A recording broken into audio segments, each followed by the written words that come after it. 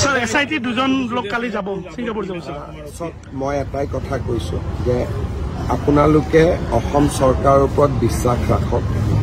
আৰু অসম চৰকাৰে আজিলৈকে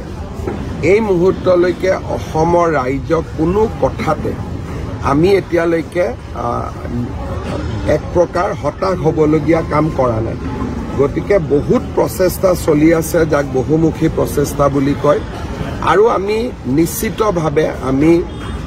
এই গোটেই ঘটনাটোৰ লগত জড়িত সকলোকে শাস্তিও দিব পাৰিম ন্যায়ও দিব পাৰিম স্যাৰ আদানী আহিছিল যোৱাকালি জুবিন গাৰ্গৰ কাৰণে কিবা কৰিম বুলি কৈছে যদি পৰিয়ালে বিচাৰে কৰাটো প্ৰয়োজন নাথাকে অসমৰ ৰাইজে কৰিব তেখেত আহিছে